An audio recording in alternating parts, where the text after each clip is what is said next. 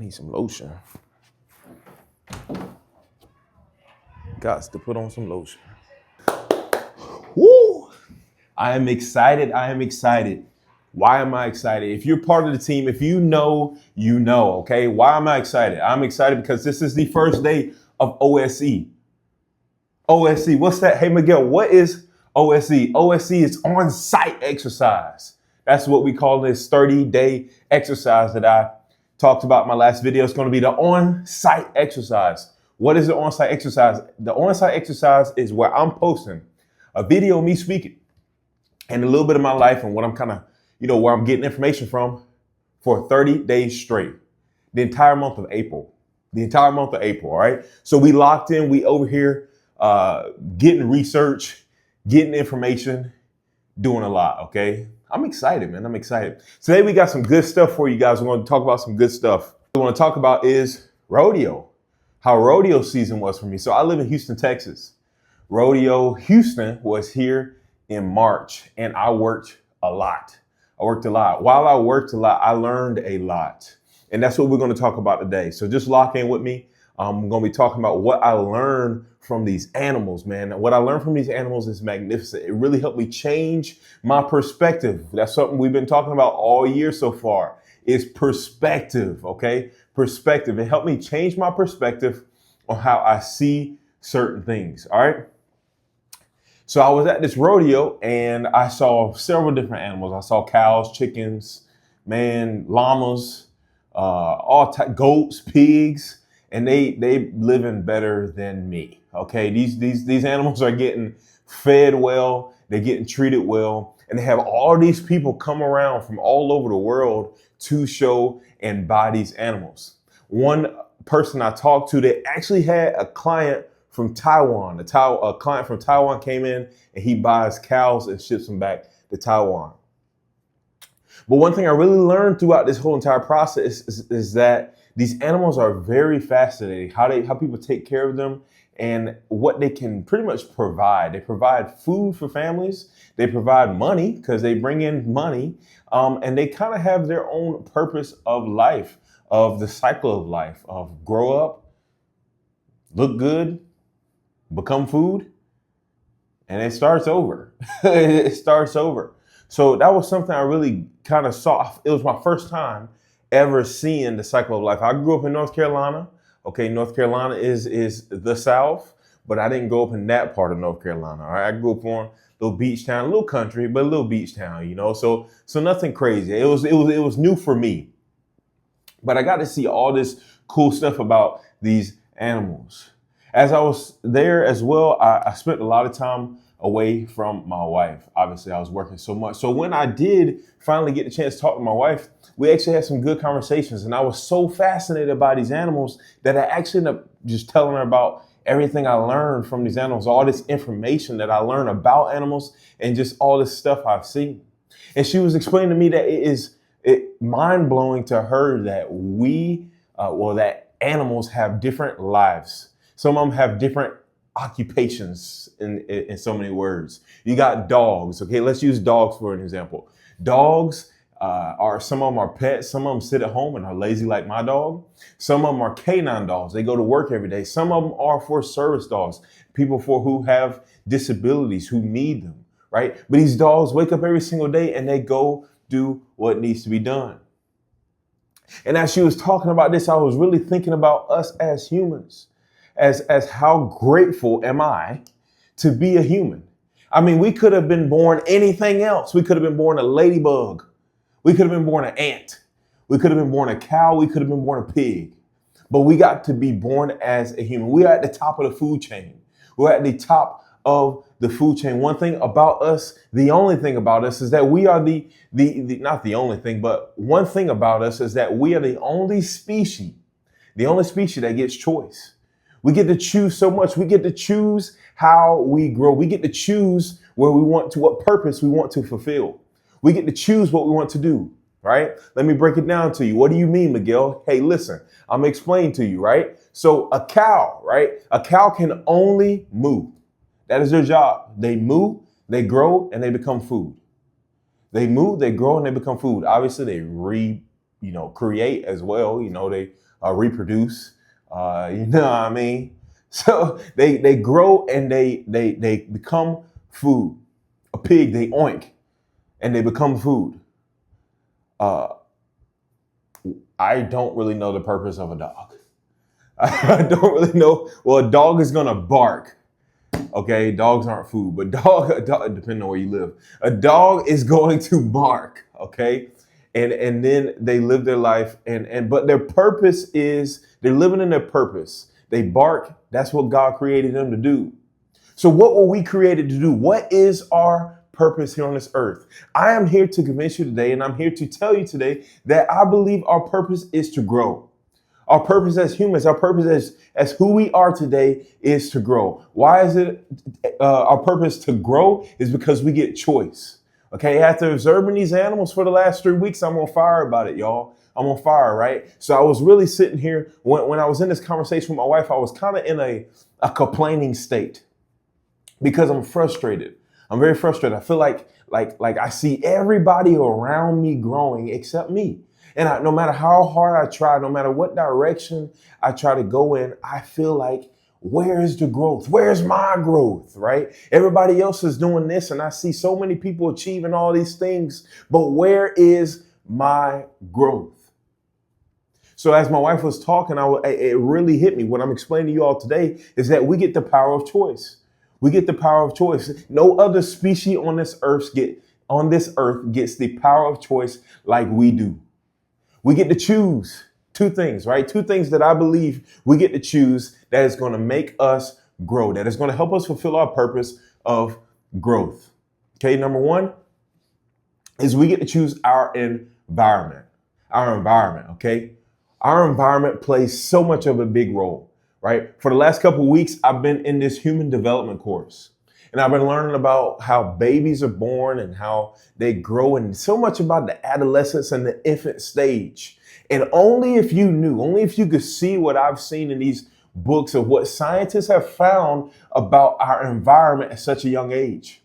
Our environment plays such a key role. I read in one of the books that our environment can actually change the characteristics of our genes that come out the most.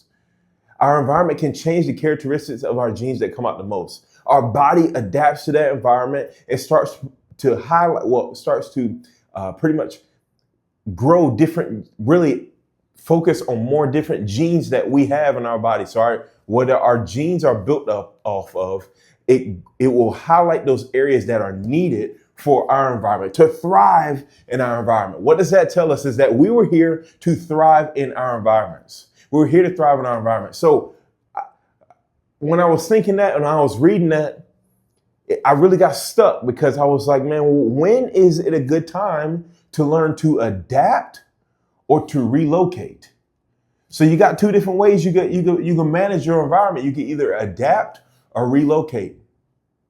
And I think what comes with that is you have to understand the risk, the sacrifice that comes with relocation, and the risk and sacrifice that comes with adapting. The risk and sacrifice that comes with relocation is you risk your resources with faith of growth. You risk your resources with the faith of growing, okay? So for an example, a lot of times, anybody out there doing any planting, okay? So I just got into plants like a year ago, man. I was living in another place. I wasn't living in Texas, and I started eating a lot of vegetables. And my goal was when I got here to Texas was to have a little garden. But I live in an apartment, and I've done a lot of research on the type of plants you can have on a balcony. So that's where we at with it, y'all. But hear me out, okay? So plants, right? A lot of times these plants are grown in little small pots. Now, they can stay in that pot, but they're only going to hit a certain limit of growth because the roots cannot go down. They cannot spread out. They cannot grow anymore. So when they stop their growth, they cannot grow any higher. But when you take them out of that soil and you put them in a new environment, now We are putting them at risk because they have to find the resources to grow. So wherever you are, if you want to relocate your environment, understand you are risking your resources. Is that a bad thing? No, it's not always a bad thing, because I told you that this is all done with the faith of I will grow bigger than what my environment was in. But sometimes your environment cannot contain your growth. Sometimes your environment cannot contain your growth, right? So when we want to grow, sometimes we have to relocate our environment.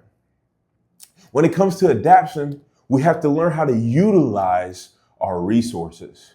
When we're learning to adapt into an environment, are we utilizing our resources? Are we tapping into the resources that are there? And that's something that you want to think about before you start trying to decide to relocate your environment. Whenever I think about environment and relocating environment, I think about the story of Moses, and they were taking him out of Pharaoh's pretty much under Pharaoh's kingdom. And when he was taking them out, they started realizing, oh my God, hey, all these resources that we had, we no longer have. It actually seems better to go back to the environment that we were in. Even though we were slaves, it seems better to go back to the environment we were in. How often do we do that? Do we go somewhere and we're surprised when the resources are gone, when the resources that we had are no longer there?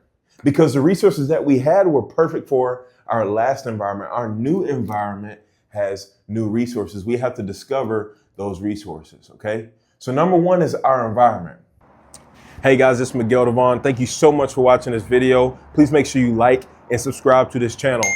I also just started a new Instagram channel where you can keep up with me throughout the week as I post reels and just good, valuable content. Also, please make sure you share this video with somebody that you believe it will add value to their life so we can get this channel growing and glowing together. Thank you so much, and I hope you enjoy the rest of this video. Peace. The second choice we get to make is performance. Now, I was real careful when I used this word performance because I almost got performance mixed up with value.